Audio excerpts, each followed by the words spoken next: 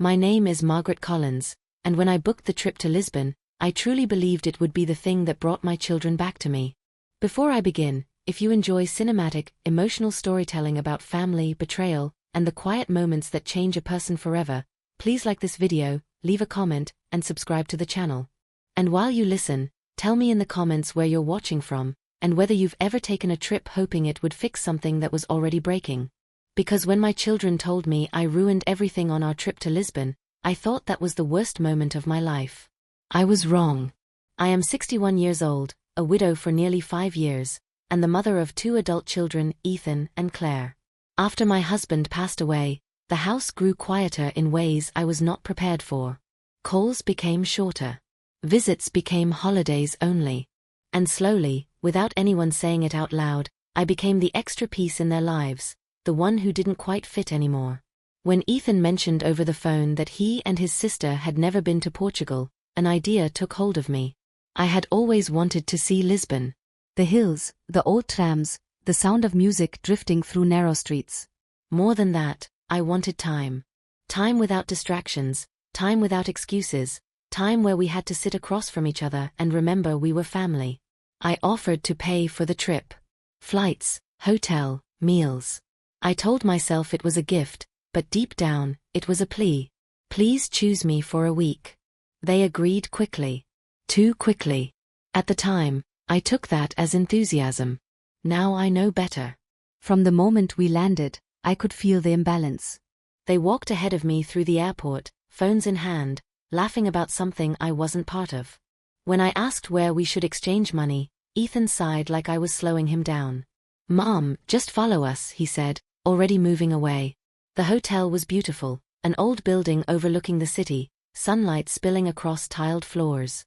I thought maybe the tension would ease once we settled in. Instead, it sharpened. The first argument happened over dinner. I suggested a small restaurant I'd read about, traditional, quiet. Claire rolled her eyes. "That's not what people come to Lisbon for," she said. Ethan agreed. "You're being boring, Mom." The word stung more than it should have. I swallowed it down and said, "Okay, what would you like to do?" That became the pattern. I adjusted. I followed. I apologized. I paid. Every suggestion I made was dismissed. Every question I asked was met with impatience. I told myself they were tired. I told myself travel stress made people sharp. On the 3rd day, we were supposed to visit Belém. I woke up early, excited, standing by the door with my jacket on while they slept in. When Ethan finally came out, he looked annoyed. "Why are you rushing?" he snapped. "We're on vacation." "I just didn't want to miss the morning," I said gently. Claire groaned from the bed. "You're exhausting," she muttered. That word again. Exhausting. I felt something tighten in my chest. Still, I waited. I always waited. The real blow came that afternoon. We were standing near the tram stop, the city glowing around us, when Ethan suddenly stopped and turned to me. "You know what?" he said loudly. "You've ruined this trip."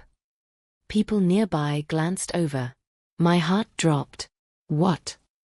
I asked, stunned. "Everything," Claire added. "The planning, the pace, the constant questions. This was supposed to be fun." I stood there, my mouth opening but no words coming out. "I paid for everything," I said weakly, hating how small my voice sounded. Ethan laughed, sharp and humorless. "That doesn't mean you get to control everything." Control. I had been trying so hard not to. "I'm just trying to spend time together," I said. Claire crossed her arms. "This was a mistake," she said flatly. "You should have just stayed home." The city blurred around me. I remember gripping my bag tightly, like it was the only thing keeping me upright. People passed by, living their lives, unaware that mine was cracking open on a Lisbon street. I didn't argue. I didn't defend myself. I just nodded slowly and said, "I'm sorry." That night, they went out without me. Said they needed space. I stayed in the hotel room alone, staring out at the lights, wondering how a trip meant to bring us closer had made me feel more alone than ever. I told myself tomorrow would be better. It had to be. I didn't know then that tomorrow was the day they would leave me behind. I woke up the next morning with a strange heaviness in my chest, the kind that tells you something is wrong before your mind can name it. The hotel room was quiet in an unnatural way, no muffled laughter from the hallway, no sounds of my children moving around. I checked the time and realized it was later than usual. They had not woken me. That alone felt like a message. I got dressed slowly and walked down to the breakfast area, scanning the room out of habit, even though I already knew they would not be there. I ate alone, the clink of cutlery against plates sounding far too loud, and told myself they were probably already out exploring, cooling off, giving the tension room to settle. I sent a text asking where they were. No reply. Back in the room, I noticed something small but unsettling. My passport was not where I always kept it, tucked safely in the inside pocket of my purse. I searched again, slower this time, then emptied the purse completely onto the bed. Wallet, phone, glasses, medication. No passport. A thin line of panic crept up my spine. I tried to breathe. You're just misremembering, I told myself. You probably put it somewhere else. I checked my suitcase, the nightstand, the bathroom. Nothing. My phone buzzed then. A message from Ethan. We needed space. We're going to Porto for a couple of days. I stared at the screen, confused. Porto. Without me? Another message followed before I could respond. Your passport is with us. We didn't want you doing something impulsive. We'll bring it back when things calm down. For a moment, the words did not make sense. Then they did, and my knees weakened. They had taken my passport. My proof of identity. My way home. My hands shook as I typed back. Ethan, that's not okay. I need my passport. The reply came quickly, too quickly. Mom, relax. You overreacting. This is for everyone's good. Everyone's good. I sank onto the edge of the bed, the room suddenly feeling much smaller. You can leave me here, I typed. I'm alone. There was a long pause before the next message. You wanted time together. Now you can have time to yourself. That was it. No apology. No concern. Just a justification that made my stomach turn. I sat there in silence, the hum of the air conditioner filling the space where my children should have been. Fear began to seep in, not loud and dramatic, but cold and practical. I was in a foreign country without my passport. I could not leave. I could not check into another hotel.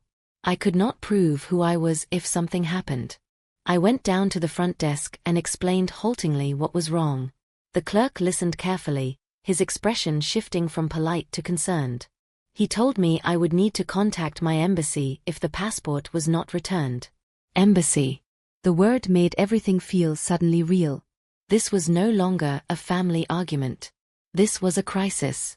I walked back outside into the Lisbon sunlight feeling disoriented, like the city I had been so excited to see was now a maze I could not escape. I sat on a bench overlooking the river and tried calling Claire. She did not answer. I left a voicemail, my voice steady only because I refused to let it break. Please, I said. This isn't funny. Bring it back. Hours passed. Tourists laughed around me. A street musician played softly. Life continued, indifferent to my fear. That afternoon, an older woman selling postcards noticed my distress and asked if I was okay. I surprised myself by telling her the truth. She listened without judgment and then squeezed my hand. Family can be cruel, she said simply. The words settled into me with painful accuracy. By evening, I had no choice but to act. I contacted the embassy, explaining that my passport had been taken by my children. Saying it out loud felt humiliating. Like admitting I had lost control of my own life. They instructed me on the steps for an emergency replacement and advised me to file a report. When I hung up, I sat alone in the hotel room and cried for the first time since arriving in Lisbon. Not loud sobs, but deep, shaking tears that came from a place far older than this trip. I cried for my husband, who would never have let this happen. I cried for the years I spent bending myself to keep my children comfortable. I cried because I finally understood something I had been refusing to see. My children did not just feel annoyed by me. They felt entitled to control me. Taking my passport was not about safety. It was about power. That night, as I lay in the unfamiliar bed, staring at the ceiling, fear slowly gave way to something else. Anger. Not explosive, not reckless, but clear and focused. I realized that if I survived this, and I would, then nothing between us would ever be the same again. Because love does not give someone the right to trap you. And whatever happened next, I knew one thing with absolute certainty. I would never allow myself to be treated like this again. I barely slept that night. Every sound outside the hotel window made my heart jump, every passing thought circling back to the same realization I could no longer escape. My children had crossed a line that could not be explained away by stress or misunderstanding. They had taken my passport not because they feared for my safety, but because they believed they had the right to decide what I could and could not do. When morning came, the fear was still there, but it had settled into something steadier. Determination. I dressed carefully, gathered my documents, and walked back to the front desk to ask for help contacting the embassy again. Speaking calmly, explaining my situation clearly, made me feel stronger with every sentence. I was no longer a mother begging her children to be kind. I was a woman asserting her right to move freely. At the embassy, the staff treated me with professionalism and respect. No one questioned my story. No one dismissed my fear. They explained the process for an emergency passport and assured me I would not be stranded. Sitting there, surrounded by strangers who took me seriously, I felt a sharp contrast to the way my own children had spoken to me. That contrast hurt, but it also opened my eyes. While I waited, my phone buzzed repeatedly. Messages from Ethan. Short at first. We didn't think you'd overreact like this. Then more defensive. You're making this a bigger deal than it is. Finally, a call.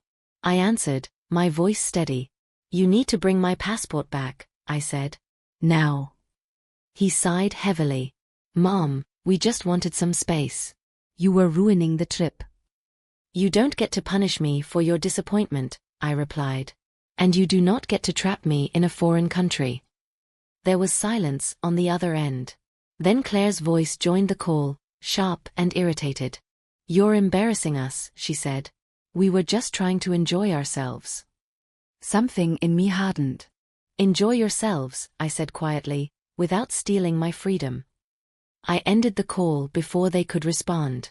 That afternoon, an embassy official contacted them directly. The tone changed quickly after that.